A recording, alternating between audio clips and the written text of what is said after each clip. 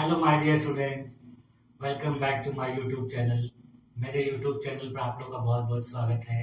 Dear student, आज की class में हम लोग बीए 6 सेमेस्टर के शिक्षा शास्त्र विषय का अध्ययन करेंगे और इस क्लास में हम लोग यूनिट 2 का अध्ययन करेंगे जो कि पेपर 2 से रिलेटेड है। यानी पेपर द्वितीय जो है सेकेंड पेपर है उसमें यूनिट 2 हम लोगों को आज की क्लास में अध्ययन करना है। और यूनिट 2 जैसा कि मैंने आप लोग को सिलेबस में बताया था कि भारत के कुछ महत्वपूर्ण शिक्षण संस्थानों से रिलेटेड है और ये ऐसे शिक्षण संस्थान हैं जो मील के पत्थर के रूप में स्थापित है। यानी ये अपने देश में अलग तरह के शिक्षण संस्थान हैं। इस तरह के शिक्षण संस्थान अपने देश की शिक्षा व्यवस्था में बहुत महत्वपूर्ण योगदान दे रहे हैं। तो चलिए आइए देखा जाए इन शिक्षण संस्थानों को एक एक करके हम लोग अध्ययन करते हैं। तो सबसे पहले हम लोग को अध्ययन करना है शांति निकेतन के बारे में। यही शांति निकेतन बाद में देखिए विश्व भारती विश्वविद्यालय के नाम से स्थापित हुआ और अभी भी अपने देश में इसी नाम से संचालित किया जाता है। तो सबसे पहले इसी को देखते हैं। तो देखिए पेपर 2 जो है वो हम लोग का है यूनिट 2 में milestones educational institution of India. ठीक है, यानी भारत के शिक्षण संस्थान जो मील के पत्थर के रूप में अपने देश में जाने जाते हैं। चलिए देखा जाए। सबसे पहले हम लोग को देखना है शांति निकेतन के बारे में। देखिए शांति निकेतन जो शिक्षण संस्थान स्थापित किया गया था ये अपने वर्तमान पश्चिम बंगाल राज्य के बीरभूम जिले में स्थापित किया गया था। इसको स्थापित करने वाले जो व्यक्ति थे अपने देश के महान कवि गुरुदेव रविन्द्रनाथ टैगोर के पिताजी थे, उनके द्वारा इसको स्थापित किया गया।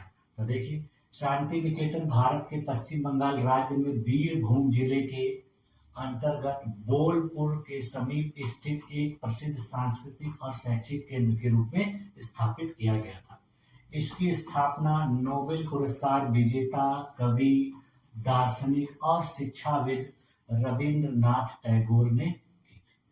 ठीक, शांति निकेतन का अर्थ है शांति का निवास स्थान।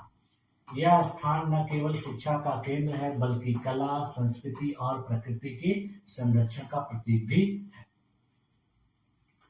इसका देखिए इतिहास देख लेते हैं। इस संस्थान को सबसे पहले एक आश्रम के रूप में स्थापित किया गया था और वो किया था इनके पिताजी ने, यानी गुरुदेव रविन्द्रनाथ टैगोर के जो पिताजी थे उनका नाम था देवेंद्रनाथ टैगोर। तो उन्हीं के द्वारा इसको एक आश्रम के रूप में स्थापित किया गया था और बाद में फिर उसी को रविन्द्रनाथ टैगोर के द्वारा शांति निकेतन के रूप में स्थापित किया गया। तो देखिए इसकी स्थापना 1863 में रविन्द्रनाथ टैगोर के पिता महर्षि देवेंद्रनाथ टैगोर ने अपनी साधना हेतु कलकत्ता के निकट बोलपुर नामक गांव में एक आश्रम के रूप में स्थापित किया था, जिसका नाम शांति निकेतन रखा गया। इस स्थान पर वे साधना किया करते थे, यानी इस स्थान को वो अपने साधना के लिए, योग के लिए प्रयोग करते थे। 1901 में गुरुदेव रविन्द्रनाथ टैगोर ने इसी स्थान पर बालकों की शिक्षा हेतु एक प्रयोगात्मक विद्यालय स्थापित किया जो प्रारंभ में ब्रह्म विद्यालय के नाम से जाना गया और बाद में शांति निकेतन तथा 1921 ईस्वी में विश्व भारती विश्वविद्यालय के नाम से प्रख्यात हुआ। यानी इन्होंने अपने पिताजी के द्वारा स्थापित आश्रम को ही एक विद्यालय के रूप में परिवर्तित किया और फिर यही विद्यालय विश्वविद्यालय के रूप में परिवर्तित हो गया। इसका देखिए विश्वविद्यालय के रूप में जब स्थापित किया गया तो इसका कुछ मतलब था। मतलब क्या था कि इसका अर्थ विश्व भारती क्यों है, इसका नाम विश्व भारती क्यों है, तो इसका अर्थ होता है दुनिया का ज्ञान। यानी यहाँ पर पूरे दुनिया से संबंधित ज्ञान प्रदान किया जाता है। यानी विदेशों में जो बहुत सारे भाषाएं बोली जाती हैं उन भाषाओं की शिक्षा, विदेशों में जिस प्रकार की तकनीकी शिक्षा दी जाती है और भी व्यवहारिक शिक्षा दी जाती है उस प्रकार की शिक्षा यहाँ भी दी जाती है। टैगोर का मानना था कि शिक्षा प्रकृति के साथ जुड़ी होनी चाहिए और इसे जीवन के अनुभव से जोड़कर पढ़ाया जाना चाहिए। देखिए आप लोगों ने पढ़ा होगा पिछले सेमेस्टर में कि जो रविन्द्रनाथ टैगोर जी थे वो प्रकृतिवादी शिक्षा के बहुत बड़े समर्थक थे। तो तो इसी की वजह से इन्होंने इस प्रकार के संस्थान की स्थापना की थी। इसका देखिए शैक्षिक दृष्टिकोण क्या था इसकी स्थापना का। टैगोर ने पारंपरिक शिक्षा प्रणाली की जगह एक ऐसी शिक्षा प्रणाली विकसित की जो कला, संगीत, नृत्य, साहित्य और प्रकृति के साथ सामंजस्य बिठाए। यानी इन्होंने पारंपरिक तरीके से प्रदान की जाने वाली शिक्षा व्यवस्था के इतर अलग कुछ नए तरीके से प्राकृतिक तौर तरीकों से शिक्षा प्रदान करने की इसमें व्यवस्था की, जिसमें उन्होंने कला, संगीत, नृत्य और साहित्य की शिक्षा व्यवस्थित तरीके से दी जाने की बात कही। यहाँ की जो शिक्षण पद्धति है वो देखिए पूरी तरह से खुली प्रकृति में दी जाती है, जहाँ विद्यार्थी और शिक्षक पेड़ों के नीचे बैठकर ज्ञान का आदान प्रदान करते हैं। इसके देखिए विभाग हैं, इसके विभागों में देखिए कला, संगीत, नृत्य, भाषा, मानविकी, सामाजिक विज्ञान, विज्ञान आदि है। विदेशी विद्यार्थियों के लिए यह आकर्षण का केंद्र है, क्योंकि यहाँ पर देश विदेश से अनेक विद्यार्थी अध्ययन के लिए आते हैं। अब देखिए शांति निकेतन का सांस्कृतिक महत्व देख लेते हैं। यह किस प्रकार से अपने देश के शिक्षण संस्थानों में सांस्कृतिक रूप से महत्वपूर्ण है। क्यों महत्वपूर्ण है? क्योंकि देखिए कला और संस्कृति का एक केंद्र माना जाता है। यानी यहाँ पर भारतीय कला, संस्कृति, संगीत और साहित्य का महत्वपूर्ण केंद्र स्थापित किया गया है, इसलिए यह महत्वपूर्ण है। यहाँ पर कई सांस्कृतिक कार्यक्रम होते हैं, जैसे पौष मेला, बसंत उत्सव, जो बंगाल की सांस्कृतिक धरोहर को दर्शाते हैं। उसी प्रकार देखिए यहाँ पर रविंद्र संगीत का आयोजन किया जाता है। गुरुदेव रविंद्रनाथ टैगोर के द्वारा रचित गीतों और नृत्यों को यहाँ विशेष महत्व दिया जाता है। इसके बाद देखिए यह यूनेस्को के द्वारा विश्व धरोहर स्थल के रूप में भी मान्यता प्राप्त है। 2023 में शांति निकेतन को यूनेस्को विश्व धरोहर स्थल के रूप में मान्यता दी गई, जो इसके ऐतिहासिक, सांस्कृतिक और शैक्षिक महत्व को दर्शाता है। इसकी देखिए महत्वपूर्ण विशेषताएं क्या क्या हैं। पहली विशेषता है प्राकृतिक सौंदर्य, यानी शांति निकेतन प्राकृतिक सौंदर्य से भरपूर है। यहाँ हरियाली, शांत वातावरण और कला का संगम देखने को मिलता है। दूसरी महत्वपूर्ण विशेषता यहाँ पर आधुनिक शिक्षा और पारंपरिक मूल्यों का यहाँ पर मेल देखने को मिलता है। यानी यहाँ की शिक्षा प्रणाली में आधुनिकता और भारतीय परंपरा का अद्भुत मेल देखने को मिलता है। तीसरी महत्वपूर्ण विशेषता कला दीर्घा है, यानी यहाँ कला प्रेमियों के लिए विभिन्न प्रकार की कला दीर्घाएं भी हैं, जहाँ पर टैगोर और अन्य कलाकारों की कलाकृतियां प्रदर्शित की जाती हैं। यहाँ पर गुरुदेव रविंद्रनाथ टैगोर और उसके अलावा बहुत से जो महत्वपूर्ण कलाकार हैं उनकी प्रदर्शनियों को यहाँ पर दिखाया जाता है, प्रदर्शित किया जाता है। शांति निकेतन केवल एक शिक्षण संस्थान नहीं है, बल्कि यह भारतीय संस्कृति, कला और शिक्षा का प्रतीक है। टैगोर के विचार और दर्शन आज भी यहाँ पर जीवंत हैं और यह स्थान भारत की सांस्कृतिक विरासत को सहेजने का एक अद्भुत उदाहरण है। देखिए इस प्रकार से हम लोगों ने देखा कि यह जो शांति निकेतन नामक शिक्षण संस्थान है ये अपने देश में कितना महत्वपूर्ण है। इसको यूनेस्को के द्वारा सांस्कृतिक विरासत स्थल की मान्यता भी मिली हुई है। तो इसके महत्व को इसी से पता लगाया जा सकता है कि यह कितना महत्वपूर्ण संस्थान है। ठीक है, तो हम लोगों ने देखिए जो पहला शिक्षण संस्थान था उसके बारे में देखा। अब देखिए जो अगला जो मील के पत्थर के रूप में जाने जाने वाला दूसरा शिक्षण संस्थान है वो वनस्थली विद्यापीठ है। वनस्थली विद्यापीठ यह भी देखिए एक महत्वपूर्ण शिक्षण संस्थान है और यह संस्थान अपने देश में महिलाओं के लिए शिक्षा प्रदान करने वाला एक मील का पत्थर शिक्षण संस्थान है। इसकी स्थापना देखिए राजस्थान राज्य में की गई है, यानी वर्तमान राजस्थान राज्य का एक महत्वपूर्ण शिक्षण संस्थान है। देखिए इसको पूरी तरह से महिलाओं के लिए स्थापित किया गया है और यहाँ पर महिलाएं ही शिक्षक भी होती हैं, महिलाएं भी जो है शिक्षा प्राप्त करने वाली भी होती हैं। तो इसके बारे में भी हम लोग देख लेते हैं कि इसकी स्थापना किसके द्वारा की गई, यह क्या क्या शिक्षा प्रदान करता है और इसकी क्या विशेषता है।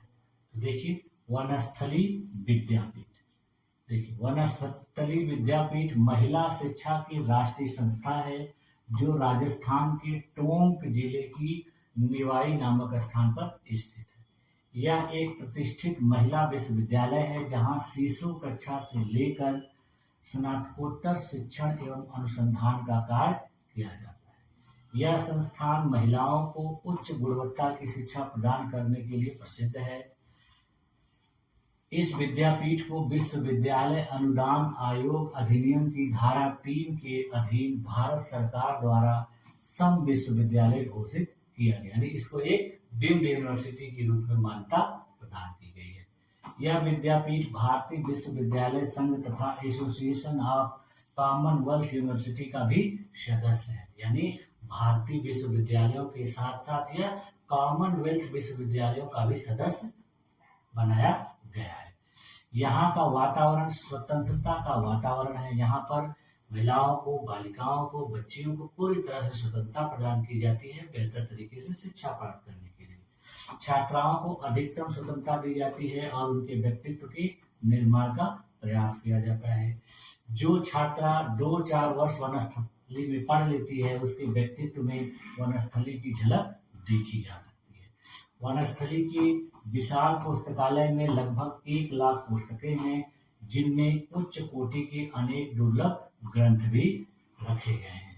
लगभग 750 पत्रिकाएं नियमित रूप से यहाँ आती हैं जिनमें उच्च स्तर की विदेशी पत्रिकाएं भी यहाँ मंगवाई जाती हैं। क्षेत्रीय स्तर पर, राज्य के स्तर पर तथा राष्ट्रीय स्तर पर भी वनस्थली की छात्राएं खेल कूद के विभिन्न कार्यक्रमों में पुरस्कृत होती हैं, यानी यहाँ की जो पढ़ने वाली छात्राएं हैं वो राज्य स्तर पर, राष्ट्रीय स्तर पर तथा अंतर्राष्ट्रीय स्तर पर बहुत सारी प्रतियोगिताओं में पुरस्कार जीतती हैं और अपने विश्वविद्यालय के साथ साथ देश का, राज्य का नाम रोशन करती है। इसके बाद देखिए, यहाँ घुड़सवारी के प्रशिक्षण की व्यवस्था है और यही का एक विशिष्ट और सराहनीय पक्ष है, यानी यह यहाँ का एक विशिष्ट और सराहनीय पक्ष माना जाता है। लगभग प्रतिवर्ष राजस्थान माध्यमिक शिक्षा बोर्ड तथा राजस्थान विश्वविद्यालय की मेरिट लिस्ट में यहाँ की छात्राओं का स्थान आता है। वनस्थली का उच्च माध्यमिक विद्यालय देश का प्रथम गर्ल्स ऑटोनॉमस स्कूल माना गया है, यानी यह पूरी तरह से गर्ल्स के लिए, लड़कियों के लिए ऑटोनॉमस स्कूल के रूप में स्थापित है और एकमात्र ऐसा पूरे देश में यह है। देखिए, इसकी स्थापना का लक्ष्य क्या है? विद्यापीठ का लक्ष्य पूर्व एवं पश्चिम की आध्यात्मिक विरासत एवं वैज्ञानिक उपलब्धि के समन्वय को व्यक्त करने वाली छात्राओं के सर्वतोभद्र, यानी हर तरह से कल्याणकारी व्यक्तित्व का विकास करना है।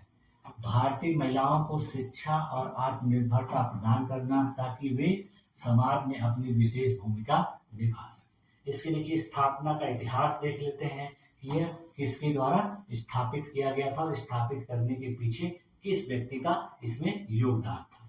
तो देखिए, ग्राम पुनर्निर्माण का कार्यक्रम प्रारंभ करने और साथ ही रचनात्मक कार्यक्रम के माध्यम से सार्वजनिक कार्यकर्ता तैयार करने की इच्छा, विचार और योजना मन में लिए हुए वनस्थली विद्यापीठ के संस्थापक स्वर्गीय पंडित हीरालाल शास्त्री ने सन 1929 ईस्वी में भूतपूर्व राज्य सरकार में गृह तथा विदेश विभाग के सचिव के रूप में कार्य करते थे। उन्हीं के द्वारा उस पद को त्याग कर वनस्थली जैसे सुदूर गांव को अपने भावी कार्य क्षेत्र के रूप में चुना, यानी जो पंडित हीरालाल शास्त्री थे पहले वह एक प्रशासनिक पद पर कार्य करते थे, बाद में उन्होंने उस पद से इस्तीफा देने के बाद इस संस्थान की स्थापना की थी।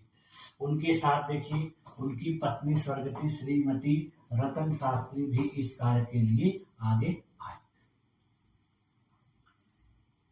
यहाँ यह कार्य करते हुए पंडित हीरालाल शास्त्री एवं श्रीमती रतन शास्त्री की अपनी प्रतिभावान पुत्री शांताबाई जो 12.5 वर्ष की थी, उसकी अचानक 25 अप्रैल 1935 ईस्वी को केवल 1 दिन की अस्वस्थता के पश्चात मृत्यु हो गई थी। उनका निधन हो गया था और वो बहुत ज्यादा समय तक बीमार नहीं थी, बस केवल 1 दिन बीमार थी। पता नहीं अचानक कुछ ऐसी समस्या आई जिसकी वजह से उसका देहांत हो गया।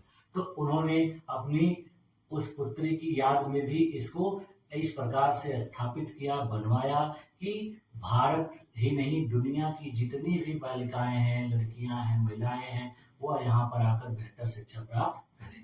देखिए, शांताबाई से उन्हें समाज सेवा की बड़ी उम्मीद थी। इन्होंने सोचा था कि जो मेरी बेटी है वो बड़ी होकर सामाजिक कार्य करेगी, समाज सेवा करेगी, लेकिन इनका यह सब सोचना सफल नहीं होता।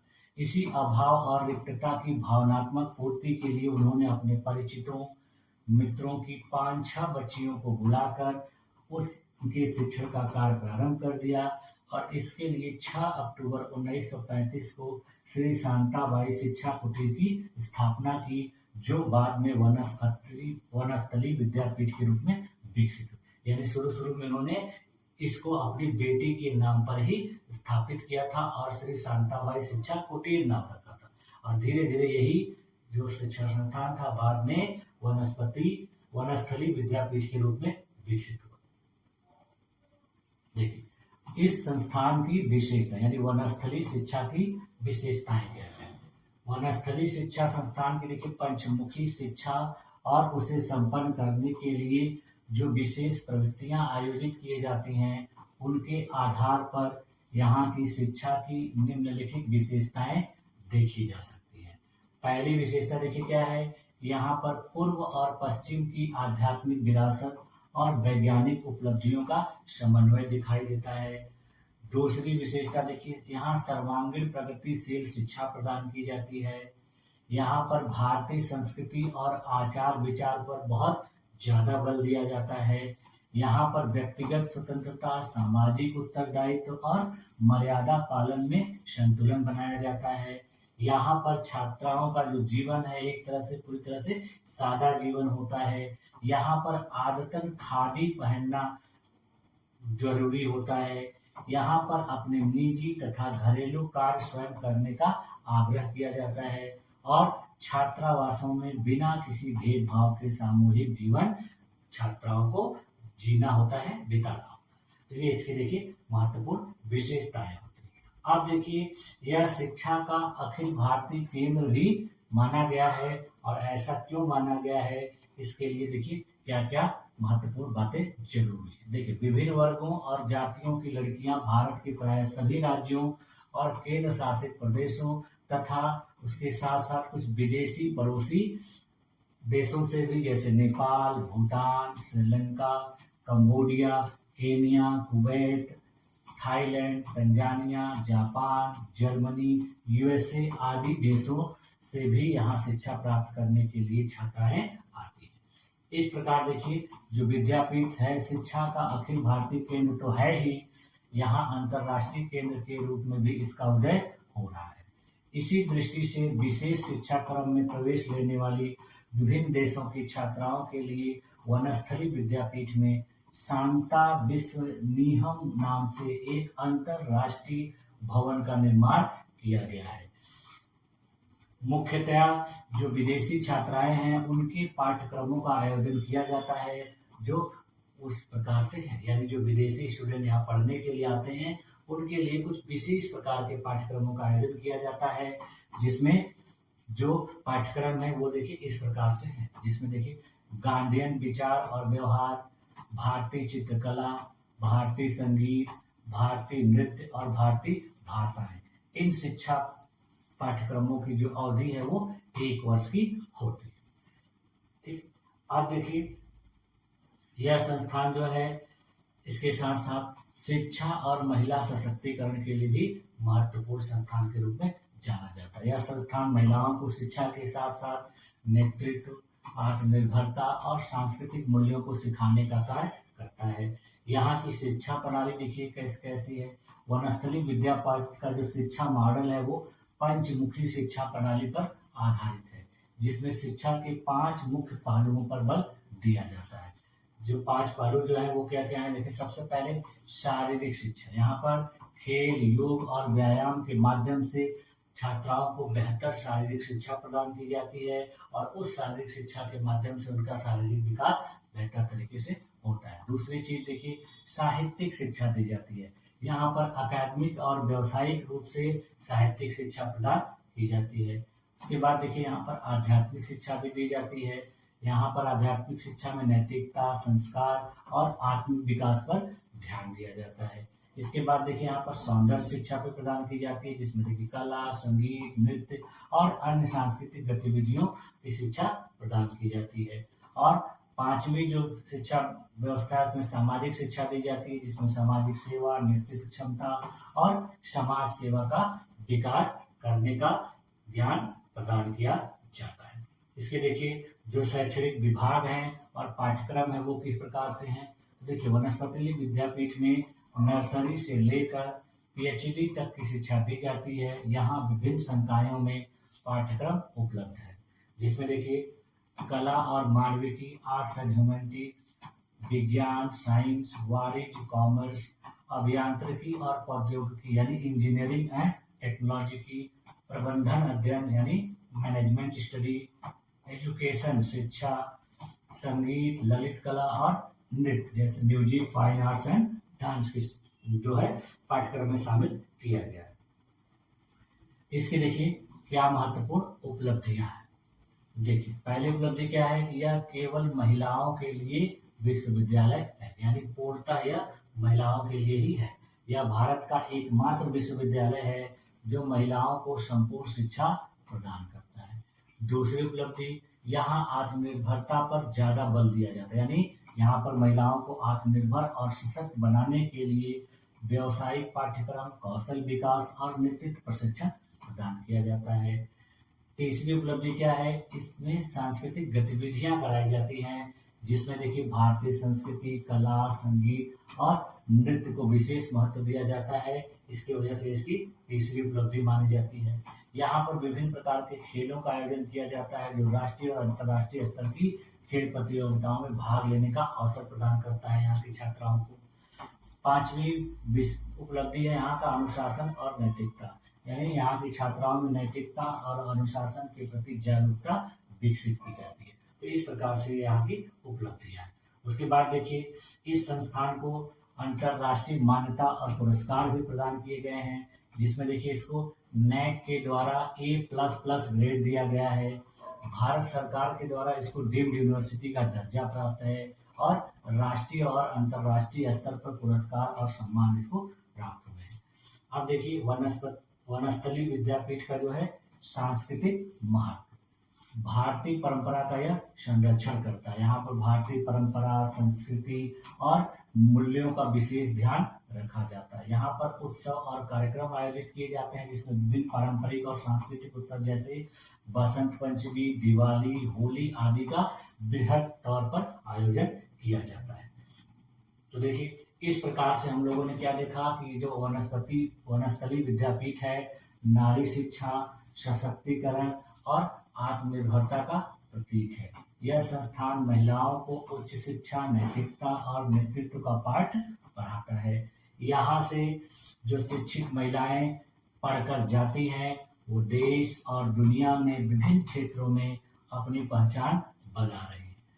वनस्थली विद्यापीठ नारी शक्ति का अद्वितीय उदाहरण है, जो शिक्षा और संस्कारों का संगम प्रस्तुत करता है। यानी देखिए इसकी कितनी सारी खासियत है, कितनी विशेषताएं हैं, जिसकी वजह से एक मील के पत्थर के रूप में स्थापित शिक्षण संस्थान यह बना हुआ है और उसी प्रकार से अपने कार्य को यह करता चला आ रहा है।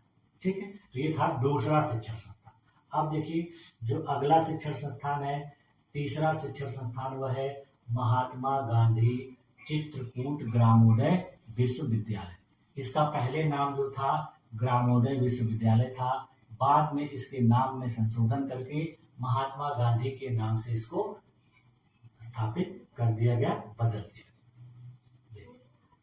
यह शिक्षण संस्थान भी एक देखिए महत्वपूर्ण शिक्षण संस्थान के रूप में जाना जाता है। चित्रकूट ग्रामोदय विश्वविद्यालय देखिए यह भारत का पहला ग्रामीण विश्वविद्यालय है, जिसे विशेष रूप से ग्रामीण विकास और आत्मनिर्भरता को बढ़ावा देने के उद्देश्य से स्थापित किया गया है। इसका वर्तमान नाम महात्मा गांधी चित्रकूट ग्रामोदय विश्वविद्यालय है। महात्मा गांधी चित्रकूट ग्रामोदय विश्वविद्यालय, जिसको MGCGV के नाम से शॉर्टकट में जाना जाता है, यह अपने मध्य प्रदेश राज्य के सतना जिले में मंदाकिनी नदी के किनारे चित्रकूट नामक स्थान पर स्थित एक राज्य विश्वविद्यालय है। यानी यह पूरी तरह से ग्रामीण शिक्षा प्रदान करने के लिए ग्रामीण क्षेत्र में स्थापित किया गया है। इसकी स्थापना का मुख्य उद्देश्य महात्मा गांधी के ग्रामीण विकास के स्वप्न को साकार कर ग्राम स्वराज्य की स्थापना करना। देखिए, गांधी जी का सपना था कि शहरों की तरह गांवों का भी विकास किया जाए, शिक्षा की धारा गांवों में भी उसी प्रकार से प्रवाहित की जाए जिस प्रकार से शहरों में लोगों को शिक्षा प्रदान की जाती है। तो इसी उद्देश्य की पूर्ति के लिए इस संस्थान को स्थापित किया गया था। अतः देखिए, सम्यक तकनीक की शिक्षा और इसका प्रसार करना इसका प्रमुख लक्ष्य है। इसकी देखिए स्थापना का इतिहास क्या है उसको भी देख लेते हैं। ये संस्थान देखिए 12 फरवरी सन 1991 को महाशिवरात्रि के दिन मध्य प्रदेश सरकार के अधिनियम 9/1991 के द्वारा स्थापित किया गया था।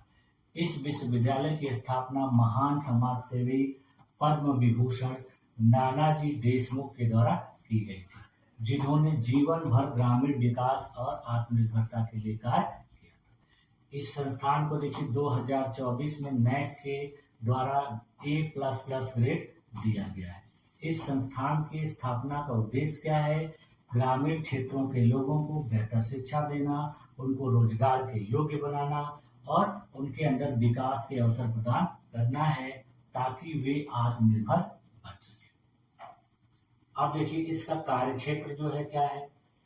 इसके कार्य क्षेत्रों में देखिए सम्यक तकनीक यानी एप्रोप्रिएट टेक्नोलॉजी का विकास, प्रचार प्रसार एवं शिक्षण करना है। गांव के विकास के लिए अक्षय कृषि तकनीकों यानी सस्टेनेबल एग्रीकल्चरल टेक्निक में अनुसंधान कार्य करना है। इसके बाद देखिए ग्रामीण संसाधनों का प्रबंधन किस प्रकार से किया जाना है यह करना है। महिलाओं सहित ग्रामीण जनता को शिक्षा देकर उनका सशक्तिकरण करना और उनमें जागरूकता पैदा करना है। ऊर्जा के वैकल्पिक साधनों पर अनुसंधान कार्य करना है और ग्रामीण कलाकारों एवं शिल्पकारों में कौशल विकसित करना है। ये जो है इसके महत्वपूर्ण कार्य क्षेत्र है। इसके बाद देखिए इस विश्वविद्यालय का उद्देश्य और दर्शन क्या है। तो इसका देखिए सबसे पहला उद्देश्य क्या है? ग्रामीण विकास करना, यानी शिक्षा के माध्यम से ग्रामीण जीवन में सुधार लाना और आत्मनिर्भरता को बढ़ावा देना।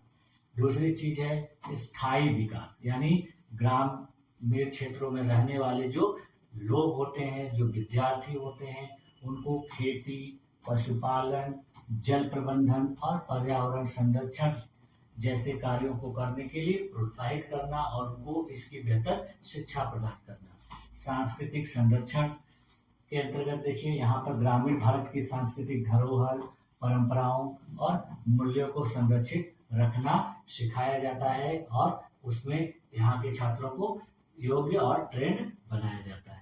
फिर देखिए अगला जो उद्देश्य है कौशल विकास। युवाओं को व्यवसायिक प्रशिक्षण देकर रोजगार के अवसर उपलब्ध कराए जाते हैं और फिर वो बेहतर तरीके से आत्मनिर्भर बन जाते हैं। सामाजिक उत्थान, इसमें देखिए ग्रामीण समुदायों में शिक्षा, स्वास्थ्य, स्वच्छता और महिला सशक्तिकरण को बढ़ावा दिया जाता है, जिससे महिलाएं अपने जीवन में बेहतर तरीके से कार्य कर सकें, किसी के ऊपर आश्रित न रह सकें। अब देखिए यहाँ के जो संकाय और विभाग कौन कौन से, यानी यहाँ पे कौन कौन से फैकल्टी हैं, कौन कौन से डिपार्टमेंट हैं। तो देखिए चित्रकूट ग्रामोदय विश्वविद्यालय विभिन्न क्षेत्रों में शैक्षणिक और व्यवसायिक पाठ्यक्रम प्रदान करता है। इस विश्वविद्यालय में 5 संकाय तथा 16 विभाग स्थापित। यहाँ के जो प्रमुख विभाग हैं उसमें देखिए कृषि विज्ञान विभाग, ग्रामीण प्रबंधन और विकास विभाग, सामाजिक विज्ञान विभाग, आयुर्वेद और प्राकृतिक चिकित्सा विभाग, शिक्षा विभाग और कौशल विकास तथा व्यावसायिक प्रशिक्षण विभाग प्रमुख है। यहाँ का देखिए जो प्रमुख पाठ्यक्रम है वो देखिए क्या क्या है। यहाँ पर स्नातक स्तर पर देखिए BA, BSc, BCom, B.Ed और BA ग्रामीण विकास की शिक्षा प्रदान की जाती है। स्नातकोत्तर स्तर पर देखिए यहाँ पर MA, MSc, MCom और M.Ed की शिक्षा प्रदान की जाती है। उसी प्रकार देखिए व्यवसायिक पाठ्यक्रमों में यहाँ पर कृषि विज्ञान, जल प्रबंधन, बागवानी, हस्तशिल्प और ग्रामीण उद्योगों से संबंधित विभिन्न प्रकार के कोर्स कराए जाते हैं। उसके अलावा देखिए डिप्लोमा और सर्टिफिकेट कोर्स में यहाँ पर ग्रामीण तकनीक, कौशल विकास और लघु उद्योग से संबंधित कोर्स करवाए जाते हैं। ठीक है, अब देखिए इसकी विशेषताएं और उपलब्धियां, यानी यह संस्थान किस प्रकार से विशेष है और इसकी क्या क्या अचीवमेंट है। तो देखिए पहली विशेषता क्या है, उपलब्धि, यह ग्रामीण शिक्षा पर केंद्रित है, यानी विश्वविद्यालय का हर कार्यक्रम ग्रामीण विकास को ध्यान में रखकर बनाया गया है। दूसरी विशेषता, यहाँ पर व्यवसायिक प्रशिक्षण दिया जाता है, यानी विद्यार्थियों को स्वरोजगार के लिए प्रशिक्षण प्रदान किया जाता है, जिससे वह शिक्षा प्राप्त करके अपने से ही रोजगार करने के योग्य बन सके। यहाँ पर अनुसंधान और नवाचार पर जोर दिया जाता है। ग्रामीण जीवन को सुधारने के लिए देखिए अनुसंधान को बढ़ावा दिया जाता है। महिला सशक्तिकरण पर जोर दिया जाता है, महिलाओं के लिए विशेष प्रशिक्षण कार्यक्रम आयोजित किए जाते हैं। पांचवी विशेषता, सामुदायिक विकास कार्यक्रम यहाँ चलाया जाता है, जिसमें देखिए ग्राम विकास, स्वच्छता, स्वास्थ्य और पर्यावरण संरक्षण से जुड़े कार्यक्रम आयोजित होते हैं। इसका देखिए समाज में योगदान किस प्रकार से है। आर्थिक विकास में योगदान है। चित्रकूट और आसपास के ग्रामीण इलाकों में आत्मनिर्भरता को बढ़ावा देने में यह महत्वपूर्ण योगदान दे रहा है। कृषि विकास में यह महत्वपूर्ण योगदान दे रहा है। वहाँ के रहने वाले किसानों को उन्नत खेती और जल प्रबंधन की तकनीकें सिखाई जाती हैं, जिससे वह कम संसाधन में बेहतर उत्पादन करते हैं और बहुत अच्छे तरीके से अपने आप को आर्थिक रूप से सशक्त बनाने में सक्षम होते हैं। स्वास्थ्य और स्वच्छता संबंधित यहाँ पर बहुत सारी सेवाओं का आयोजन किया जाता है, जिसमें देखिए ग्रामीण स्वास्थ्य सेवाओं और स्वच्छता अभियानों को यहाँ पर सशक्त बनाया जाता है। रोजगार का सृजन किया जाता है। ग्रामीण उद्योगों और हस्तशिल्प के माध्यम से रोजगार के अवसर पैदा किए जाते हैं। अब देखिए इसका क्या कंक्लूजन निकल के आ रहा है। यह जो शिक्षण संस्थान है चित्रकूट ग्रामोदय विश्वविद्यालय, ग्रामीण भारत में शिक्षा, रोजगार और आत्मनिर्भरता को बढ़ावा देने का एक उत्कृष्ट उदाहरण है। इसका उद्देश्य केवल शिक्षा प्रदान करना नहीं है, बल्कि ग्रामोदय से भारतोदय, यानी ग्रामों के विकास से भारत का विकास की अवधारणा को साकार करना है। यह विश्वविद्यालय ग्रामीण जीवन की चुनौतियों का समाधान खोजने, युवाओं को सशक्त बनाने और सतत विकास की दिशा में काम करने के लिए समर्पित है। तो देखिए इस प्रकार से आज की क्लास में हम लोगों ने 3 महत्वपूर्ण शिक्षण संस्थानों के बारे में अध्ययन किया। एक जो शिक्षण संस्थान था वो पूरी तरह से प्राकृतिक रूप से शिक्षा प्रदान करने के लिए जाना जाता है और वहाँ पर व्यवहारिक शिक्षा बहुत बेहतर तरीके से प्रकृति की गोद में प्रदान की जाती है। दूसरे शिक्षण संस्थान के बारे में हम लोगों ने देखा कि यह शिक्षण संस्थान पूरी तरह से महिलाओं के लिए समर्पित शिक्षण संस्थान है। महिलाओं को आत्मनिर्भर बनाने के लिए, उनको सशक्त करने के लिए इस शिक्षण संस्थान को स्थापित किया गया है। और तीसरा जो शिक्षण संस्थान हम लोगों ने अध्ययन किया वो पूरी तरह से ग्रामीण विकास से संबंधित है। ग्रामीण विकास के लिए किस प्रकार की शिक्षा की जरूरत होती है, कौन कौन सी शिक्षा प्रदान करने से ग्रामीण क्षेत्र में रहने वाले लोगों को आत्मनिर्भर बनाया जा सकता है, उनको सशक्त किया जा सकता है, उनको बेहतर रोजगार प्रदान किया जा सकता है, कृषि उत्पादन को कैसे बेहतर किया जा सकता है, ये सारी चीजें तीसरे शिक्षण संस्थान में कराई जाती है। तो आज की क्लास में देखिए यहीं तक रखा जाए। अब हम लोग नेक्स्ट क्लास में और बाकी के जो महत्वपूर्ण शिक्षण संस्थान हैं वो अपने देश की शिक्षा व्यवस्था के लिए मील के पत्थर के रूप में कार्य कर रहे हैं, तो उनके बारे में अध्ययन करेंगे। ठीक है, और मुझे पूरी उम्मीद है कि आप लोगों को ये सारी चीजें बेहतर तरीके से समझ में आ रही होंगी। आप लोगों ने अपने आप को मेरी इस क्लास में इतने देर तक बनाए रखा, इसके लिए भी आप लोगों का बहुत बहुत धन्यवाद। मिलते हैं नेक्स्ट क्लास में, तब तक के लिए थैंक यू।